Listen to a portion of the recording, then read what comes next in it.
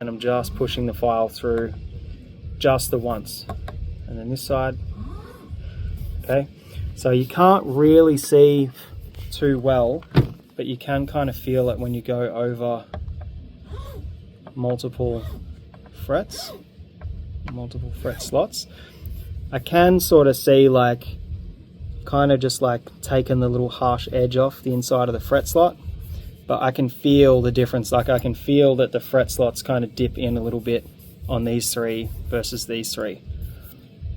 You can do 2 passes if you want, forwards and backwards. You can do 2 passes if you want, forwards and backwards. I'm kind of resetting, finding my spot each time. I'm not, you're going to miss it. There's a lot of time. Some of your sleds will have like 1, 2, 3 written on the side. That's because we don't tap all the way from one end to the other. I'm going to tap from the outside into just past the middle, and then from this side to just past the middle. So I'm not trying to push the whole fret in like this. I'm trying to slowly rock each side in. And then my last pass with the hammer is when I kind of send things home.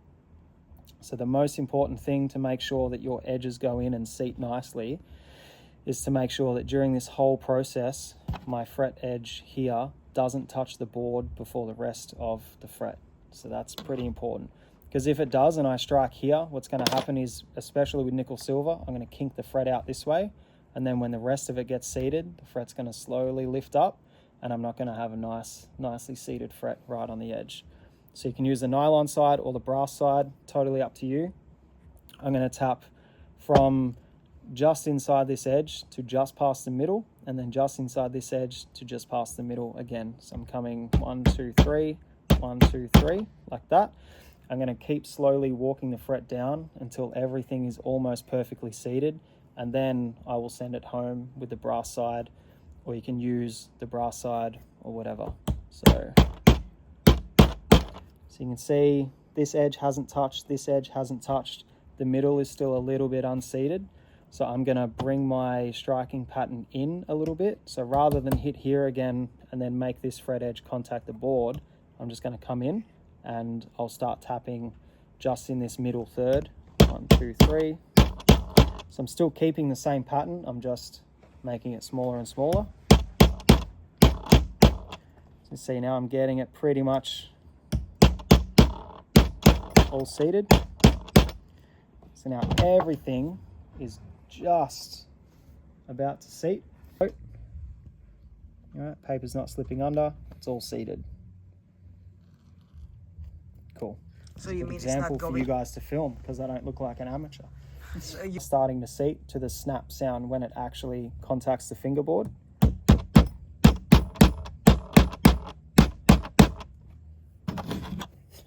That's making a noise.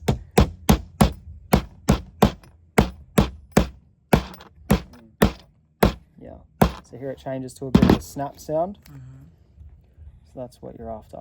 You can check again. Maybe a tiny bit unseated in the middle. So because I know my edges are seated, I don't want to hit my edges again. So I just, again, want to focus my striking pattern in the middle here. I can hear that that's seated a little bit better. All right. But in your case, slipping under. would you check that it's seated fully by... So this is a fret rocker. It only sits over 3 frets at a time. So then if one fret is proud, the rocker's going to do this, right? It has different corners and lengths, so I can check here, you know, I can check here, I can check here, I can do it down here. I'm not going to use this over like 6 frets because I'm not going to know which one is being painful. So I don't have a rock at all, but that is not always a good thing. This fret might be higher than these two, so the middle one, it's not going to teeter on the middle one. You're not going to know until you get maybe 4 frets in. Okay. Yeah. So essentially you put 3 frets, then fret rocker, and then Yep. another And then 3. 1 fret. So yeah, you'll do 1 fret, you'll rock, you'll do 1 fret, you'll rock. Okay. However, if you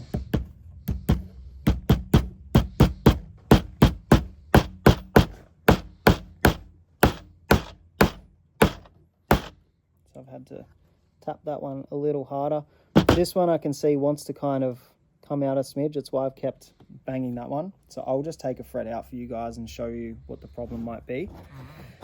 Say for instance we have, just going back to the fret rocker, we have 4 frets in now, and say I have a little bit of a rock here. Right. Ow, I'm going to tap that down. So I no longer have a rock, which means I can move down the neck to the next one. All right, I have a pretty big rock here, so this part of the fret's not going to be seated correctly. So I'm going to tap that in. All right, now that's not rocking anymore, but that doesn't mean I'm good to move down again. I'm going to backtrack and go backwards and check this one again, because if this fret was high, what's going to happen is it's not going to give me a reading on this fret, and then I'm not going to be able to use this fret as my actual reference. So I might get down to here and I don't have a single rock, and then I might find a rocking fret at the 12th fret, and then I backtrack here. Okay, I got to tap that down, so then I have to come back again. There's a spot that's moved, and then I have to come back, and then I can start to move forward back down the neck, and then I'll get to the 11th and I'm like, all right, cool, time for the next fret. So I've gotten to fret like number 4 and I've rocked everything, everything's perfect, and then I've just had one little error. But then having to backtrack, I've corrected all the little other minor errors in areas of the fingerboard I might not have considered. Whereas if I put all of the frets in and then I start back from here and I start rocking, I'm going to tap that in, this one might be out, and I will constantly chase my tail for like 2 hours, going back and forth, up and down the neck. So backtracking takes longer all in all to get the frets in, but by the time you get down here, you have way less to worry about because you've gone back and forth constantly. Because I had to tap it a couple of times and it just didn't want to stay in. And I can also hear a thud when I was hitting this area again. It sounded a bit hollow. It didn't have that snap sound. And it was just like, it felt dull on the end of the hammer when I'm striking. Okay. Again, all things that you kind of won't know right now. Yeah, it'll take you some time. Right, so when it comes to pulling a fret out, I just want to put the very, very edge right under the edge of the fret here. I'm not actually doing any pulling motion whatsoever. I'm just putting it under the edge, and then I'm squeezing a little bit as I rock. All right, and I'm not closing the pliers either. I just want to lift it out enough so that I can move up and do the same thing again. And by doing this, I'm also going to stop any chip outs from wanting to rise up, because I'm not pulling the fret out prematurely before it wants to kind of come out on its own. So just as I hit the fret in slightly, I just want to lift it out slightly, and then it's going to give me less trouble overall. Alright, so I don't have any real chip outs, but if you look down the fingerboard like this, you'll see that my edge of my fret slot, all the timber has done this a little bit. So if you have a look down there, if you crimp, you want to roll the fret again, because crimping will actually flatten out the radius of the fret.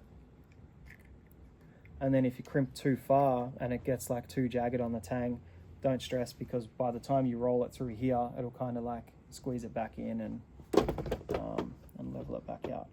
And are we having to crimp the end grain around the tang? And you're only doing 1 or 2 drops because it is really, really thin, and it will run all the way through to the other side.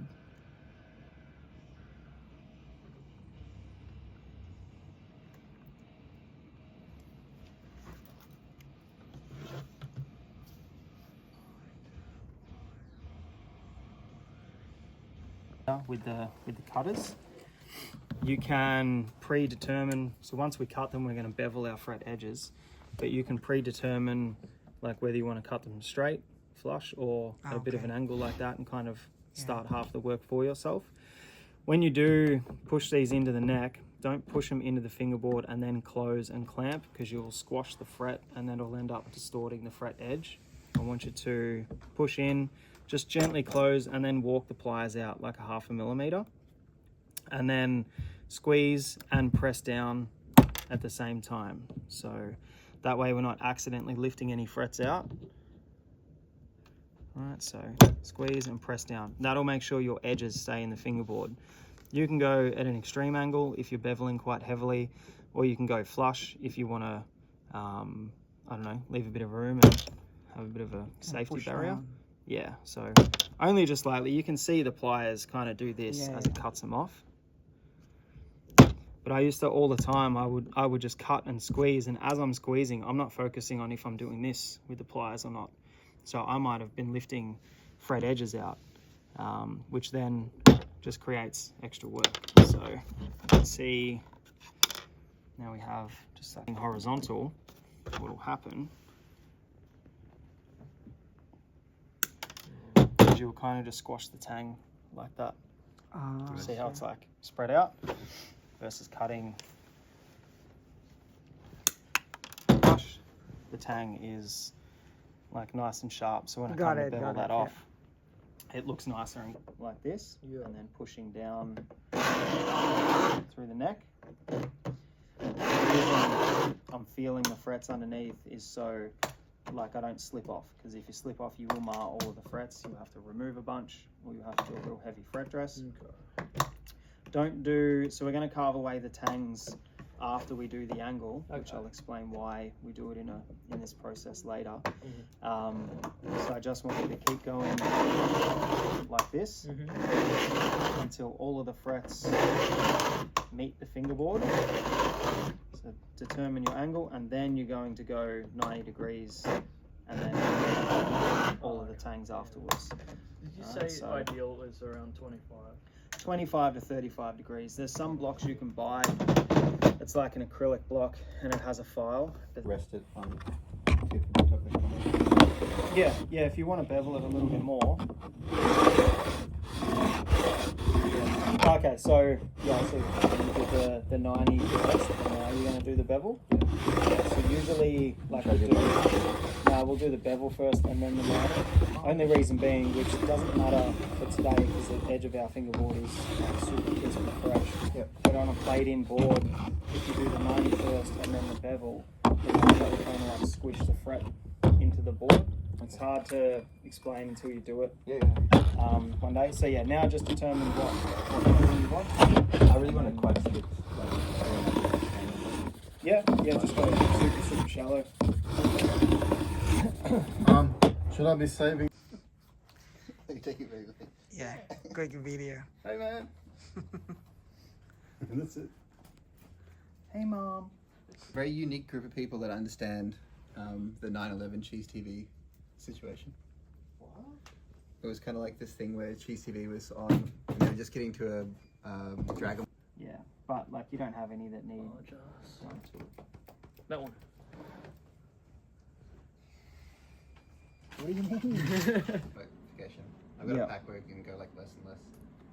Don't worry what more human beings would do. Oh, you have different. Yeah, different. But there's a version which plugs into like a screen though. But so think of 12 o'clock as the very, very peak of our fret, like I've drawn up on the board up here. So whenever we're beveling frets, I'm coming from 3 or 9, and then I'm rotating my file back up to 12 o'clock.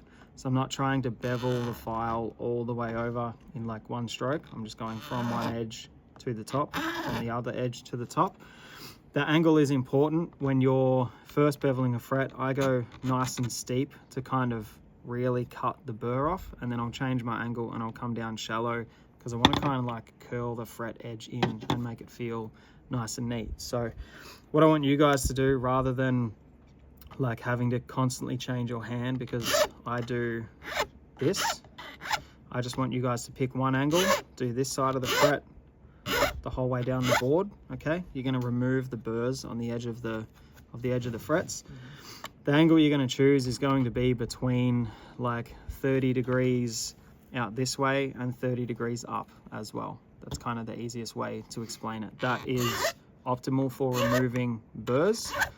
With these you want to do maybe 3 passes per side. And then you're going to change the angle and you're going to come down to maybe like 15 and 15. So you're going much more shallow. And then once you've done that, you'll notice that like your fret edge is starting to bevel in. When we go to polish and sand these, they all end up nice and shiny and nice and curled in. So just to do one at speed, let's say I'm flat with the fret, I'm going to come up 30 degrees, out 30 degrees, and I'm going to push the whole length of the file through the fret as I kind of turn the file up to 12 o'clock. So this spine will point straight up to the roof. All right, so I'm going to push and rotate until the spine is perfectly pointing up. Not answering that. Pushing through, rotating, pushing through, rotating, 3 times per side. And then I'm going to lower my angle again. And I'm just letting the file do the work. I'm not pushing really hard or anything like that. So when you're doing this, again, steep angle, 30 and 30. I'm pushing the file through the fret. I'm not doing anything else. All right, next fret. Real slow.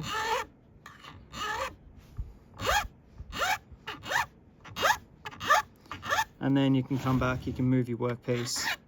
You can do the same on the other side. This is better than teaching you guys to do both at once, because when you get fast and proficient at it, say for instance I'm now doing my shallow angle all up and down the neck, I could probably do this in a minute or less, purely because, whoops, I'm not very proficient this morning.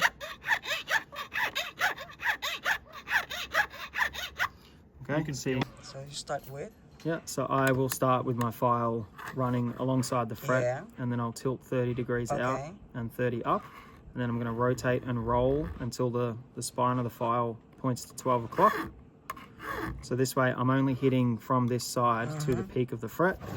And then this side, I'm going to do the same thing, 30 out, 30 up. And I'm just rolling. And then you can do your 15 degrees up, 15 degrees out. And then 15 out, 15 up. And then you're going to get a nice kind of, "You Limp Bizkit's sick, it's the best I've ever done." I'm like, you were never a fan. I know it. Liar. It's like an homage to myself, not a... Yeah.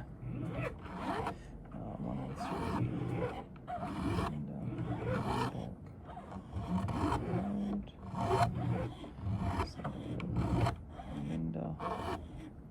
What is hot dog water?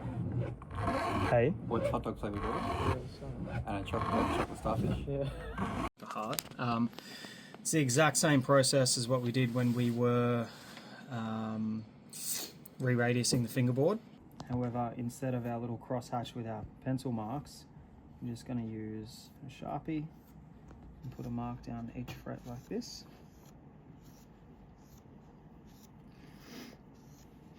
It's actually easier if you work backwards, then your hand's not rubbing over fresh texture.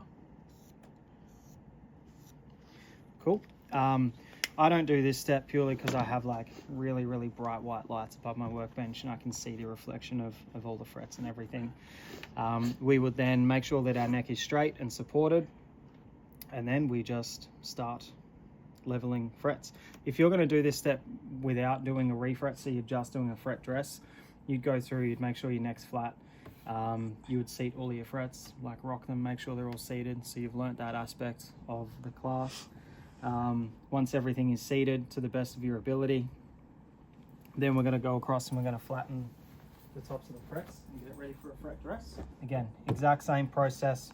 I see the guys on StewMac all the time, like they'll run a file up to here and then stop at the nut. Again, you're not getting a clear pass beyond frets 1 and 2. The heights of these are going to be different than the height of everything else, so you've got to remove the nut when you do a fret dress. And then we're starting half off. Again with the little, I already have a mark on here, but you kind of want to pick your, you know, I mean, because this is smaller and it's not radiused, I would go over every travel of every string. So E, A, D, G, B, E, So for here, I'd align this roughly where I think the E string's going to be traveling. One pass, and then little A string, D, got those action shots. You do work with cameras. G, B, and E. Now some people do use a radius block for this. You can. However, I urge you to be really careful about like not rolling back and forth. Yeah, and I would use like a strip of sandpaper that's a little bit thinner, and then like something that's not as high grit as like. I like that idea. Yeah, yeah. So I'm not pressing hard at all. I'm just letting the file do the work. All right, so half on, half off, stopping there. D string. Now if you're doing one pass across the board like this, you should be maintaining your fret radius. Okay, but that's all G. If I've got to move a flight, I will. All right, and my file with the larger handle just over there.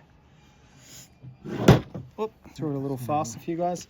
All right, so I have diagrams and stuff of this, like the motions and the angles and everything in the PDF. Now, essentially what we're going to be doing is correcting the fact that this fret...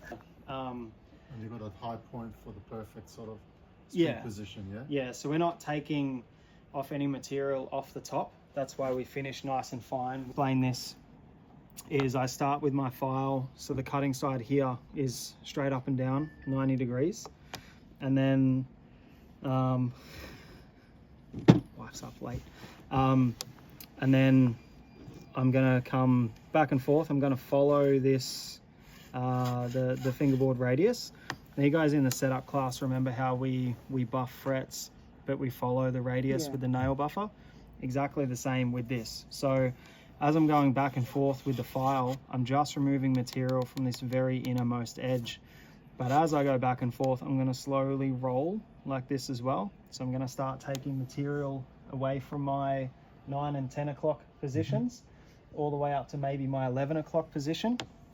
So that's this rolling motion here. So the more I roll, the more I'm going to come up from 9 o'clock to 11 o'clock, or from 3 o'clock to 1 o'clock. It's the easiest way to sort of explain it. And then once I've finished my roll, I can't keep going because it then floats my file off the board. So I'm like, I'm not going to be very accurate like this. So once I've finished rolling, I then start twisting my file outwards. So this is going to help me attack the 11:30 position on the shoulder of the fret up on the board. And then on the opposite side, it'll be around 12:30, 1 o'clock when I come and rotate out this way. I'll show you in real time, and it is tricky to get the hang of it. So keep in mind, I'm only attacking this very most lower inner edge as I come back and forth. I'm following the radius of the fingerboard as well, so it's a lot to keep in mind. And as I'm doing this, I'm also rolling the file over. So following the radius, using the whole length of the file, rolling over the fret. See, now I've taken off this texture mark.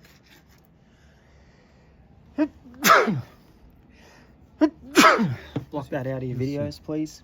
I'm going to do the same. I'm not probably gonna I'm going to do the same on this edge. So with my I guess offhand, I'm using my thumb and I'm pushing in here, and then when I'm on this side, I'm using my fingers and I'm pulling in. So I always have tension. Yeah, I'm grabbing my file like this, so I'm back and forth. Doesn't matter what file. Can be this one as well. Can be this one too, depending on how short your file is. So this one you mark right down to the bottom of the sides of the fret. No, just over the top, because I know that with my rolling motion, I know if I'm 90 degrees here, I know I'm hitting like the very bottom edge. Yeah. But yeah, the texture does extend down to like maybe 10 o'clock on that board behind us. So back and forth, I'm rolling up until about 10:30, 11 o'clock. I can't roll anymore, but I'm not going to just start twisting and do one side of the fret each side. I'm gonna do the other side as well. So I'm gonna come back here and then I'm gonna roll. Right, now if you look, you can see that black line is getting thinner. What we're trying to achieve is getting this black line, hairline thin down the very, very peak of the fret. So that's 12 o'clock. We don't want to touch or file 12 o'clock at all. It's going to be our very, very last stroke of the file. So what I'm doing is I'm removing the excess where I've shaded in the purple, and I'm slowly just kind of like taking that off the shape of my fret. Going back to mushroom. Yeah, so I'm not like rolling and then twisting at all right now. All I'm focusing on is my 9 o'clock to my 11 o'clock because I know that's where I've got to remove the most amount of material. How big was it again? 0.009. 0.009 thousandths of an inch. Yeah, Oh, would that be 0.009 thousandth? So, and when I start to twist the file, I'm not going back and forth. I'm just doing one singular pass because I can see exactly where I'm cutting. I can see I've like pushed the line over this way a little bit much, so I want to hit the other side. Now you can file on this angle or you can file on this angle and push it through. But there's two main things to keep in mind is in this position, we're pushing the whole file all the way through the fret, so all of the teeth are cutting. When we start to twist, we're not pushing the whole file through the fret like this. We're just then using a spot underneath to drag the file in that one spot over the fret. All right, so here I'm using the whole length of the cutting surface. Here, all I'm doing is I'm using the like underside of where this dot is marked, and I'm pushing that through the whole length of my fret. I'm keeping my arms very still. So that's what we're going to be doing later. So it's a tiny area. That's where you the sandpaper around the edge. All right, and then I can get right down next to the fret. Same deal. As I polish, I'm rolling over the fret. So again, it's the same process we do in the other class. I'm not touching the top really at all because it will remove material. You're just finishing it off. Yeah, so I'm not touching the top at all with the 800 because it's too coarse. So you can even see, like I have little scratches in there. 1500. These are 1000 grits, so you could even use like the 1000 side after the 800 if you really wanted. They just wear away quicker than sandpaper, so do as you please. All right, so this is 1500. Keep in mind, because this is spongy, as you're doing this, you're also hitting your fret edges and you're rounding over those nice little fret edge kind of crowns that you did before. So 1500. I go straight over the top with 1500 also.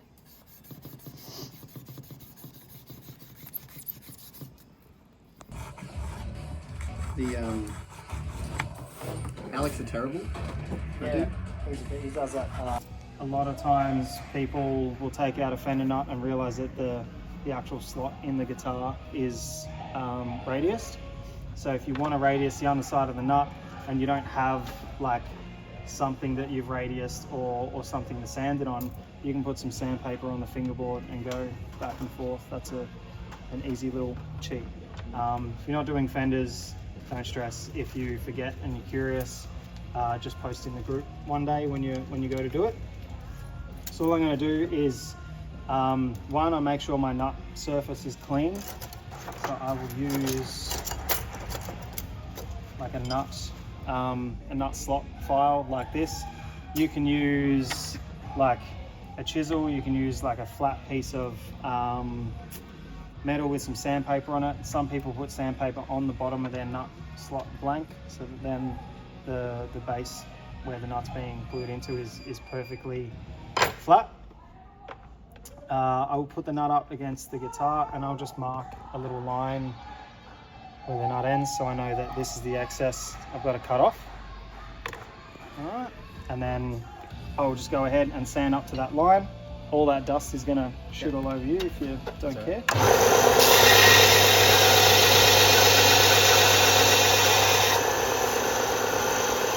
then you can tidy it up on this side.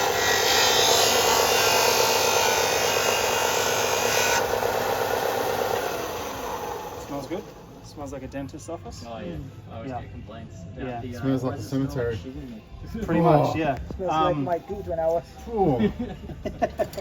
I always think it smells like burnt popcorn. Yeah, you can literally go and get feeler gauges from Bunnings. They're used for measuring the gaps in spark plugs, and you'll get everything from like 9 thousandths of an inch up to 40 thousandths of an inch. I tend to do this part by eye, but what I'm needing to do right now is take a mark from the height of my first fret and then transfer that onto the face of my nut blank.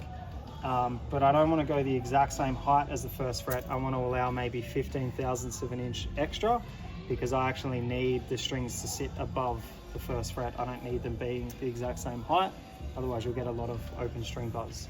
So I know that the frets we've put in are about 47 thousandths of an inch high. We may have taken off like between 3 to 5 thou, but I'm still going to choose 47 thou and then add 15 thou to it. Quick maths. Let's have a look. You can just check visually as well. What's 42, 18, 50, 60 thousandths of an inch? Okay, so these three make up 60 thou. That's about what we're looking for. What I'm going to do is I'm going to go grab my feeler gauges upstairs.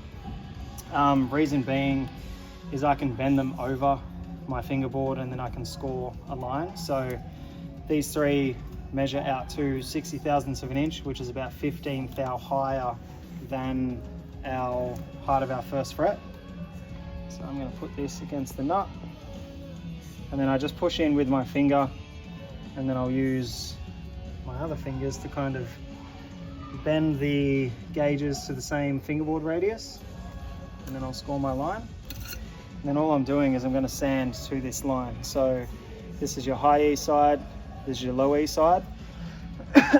I know just after so many years of doing it that I can come real close down to this line on the high E side and just leave a tiny bit of extra space when I sand the excess off on the high E side. It just allows me to only have to do a couple of strokes with the nut slotting file rather than cut all the way through the bone. So Sorry, did you mean the high or the low? yeah, sorry, so high E, low E, I know that I can leave very, very little amount of material up to this line, because the high E only just sits in the nut slot, whereas the low E sits in a little bit more. And again, like I drew in the setup class, like we don't bury our strings all the way in the nut slots, because it takes away from the way the instrument vibrates. It's also got a lot to do with tuning stability, so we don't leave them square and boxy. So I'll get rid of the excess and then I'll show you what I'm kind of talking about.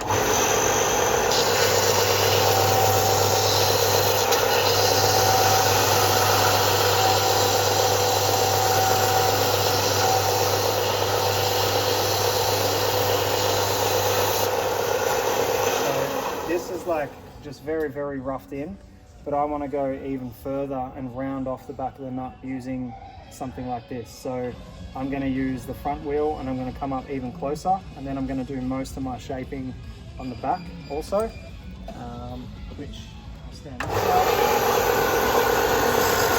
I'm going to come up super close.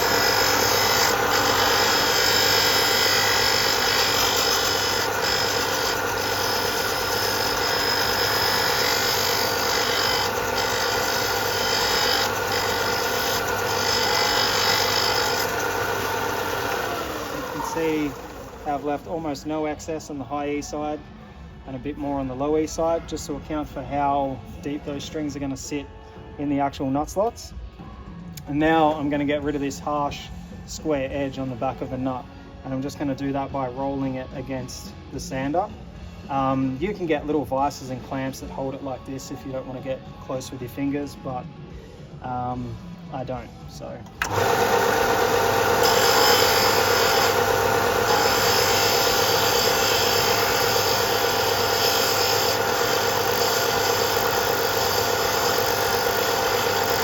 If you're doing this and you feel the nut slipping, just let go. It's better than trying to catch it and injuring yourself.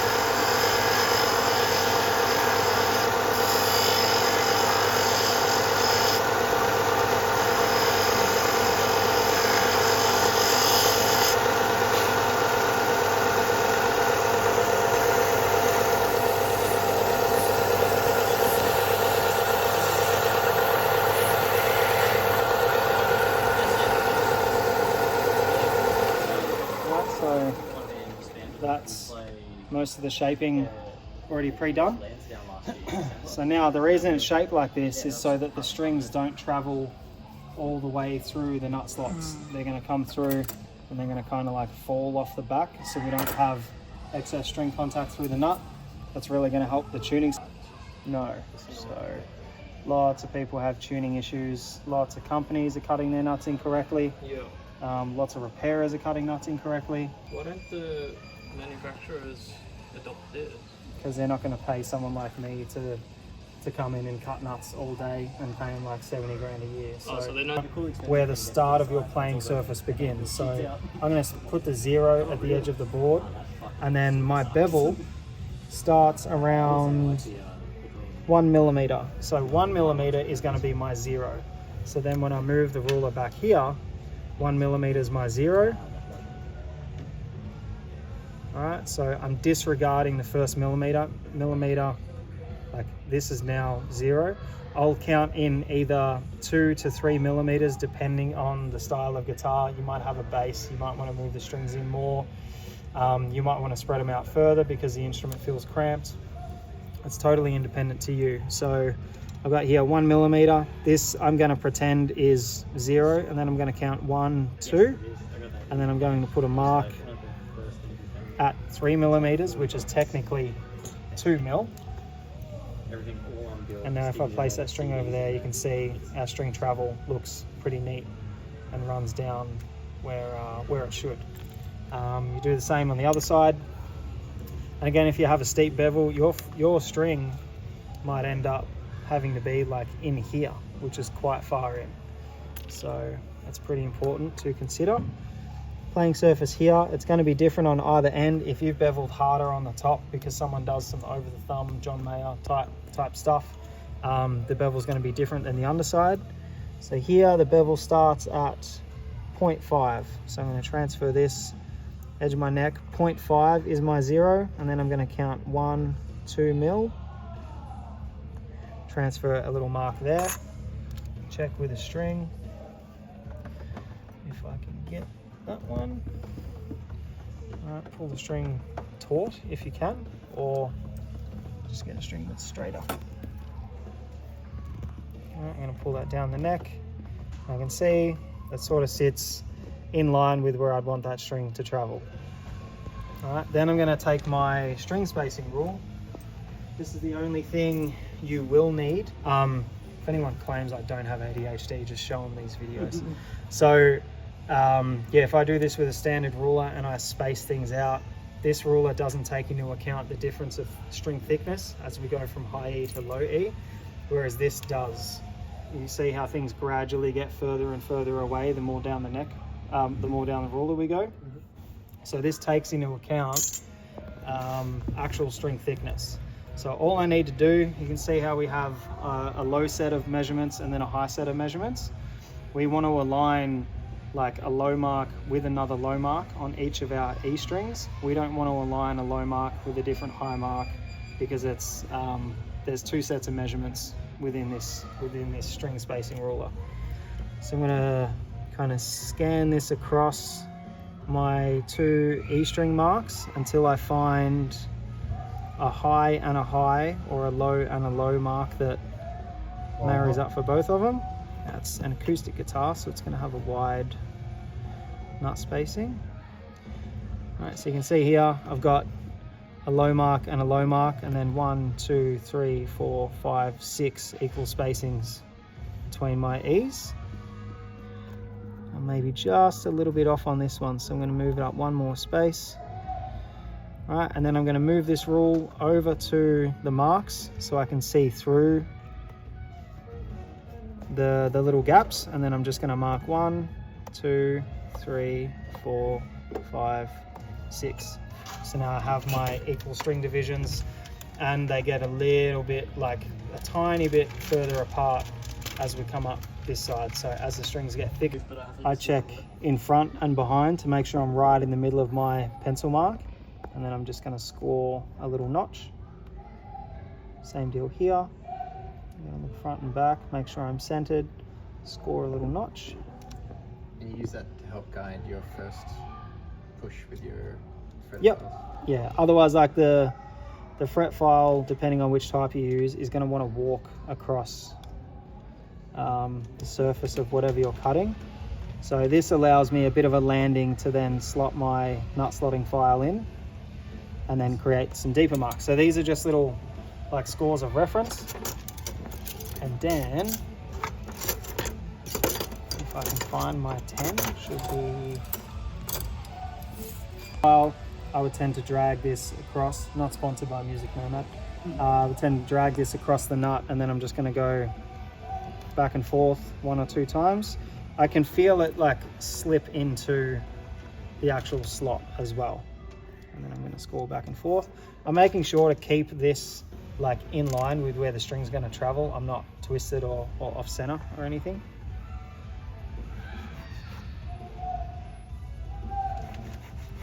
So again, I'm just dragging it across. What size did you go? The smallest? Yeah, this is a 10 thousandths of an inch.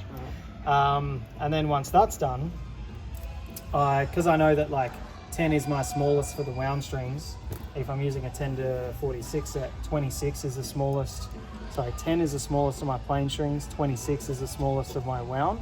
So I can take a 26 and start from the D and then just score that, score that, score that. So I'm just making these 3 a little bit wider because these nut slotting files, if I was to come up and use a 46 on the 10, it still might have a tendency to kind of skip out and I'll accidentally mar something. Yep. Now all you do is take the same exact measurements you had before and you place it over the nut, and then you're just going to file that nut until you hear metal, and then you stop. And then once that's done, all of the string heights are roughed in, and then if you want you can go ahead and lower the plain strings a little bit more, because you can have the plain strings closer to the frets because the string oscillates less, whereas wound strings you've got to set them a little bit higher and further away because they move more. So that's literally 90% of shaping and finishing a nut. I won't cut the nut slots for you because I'll let you do it on your own. So this is just going to get the nut the rest of the way. So, you know, if you have ever played a new guitar and you kind of slide down the neck and then there might be a sharp nut edge and you kind of hit the edge of your finger, so you can start there and you can remove that sharp little point. You can remove this sharp little point as well. All right, you can take this rounded section here and then you roll that up. What movement is this? It's the exact same as doing your fret edges, isn't it? So this is why we do everything the manual way, because that skill is transferable to this task. All right, so I'm going to keep filing. And again, I'm just changing my angle so I can round that nut over real nice. And then same with, I'll do it backwards, but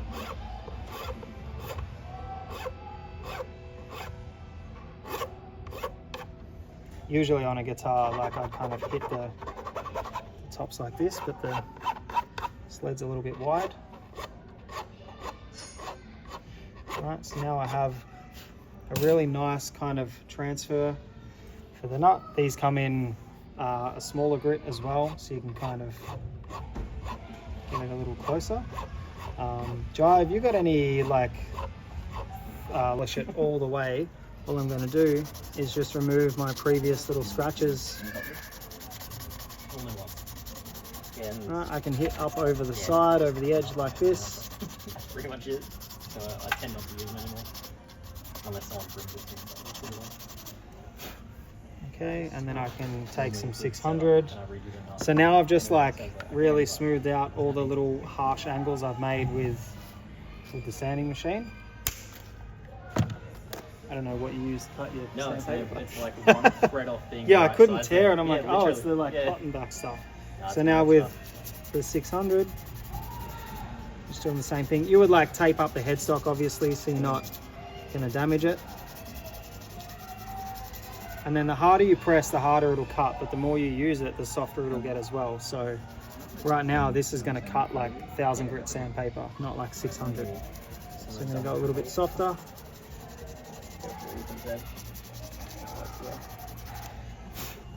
And now I'm going to use a nail buffer.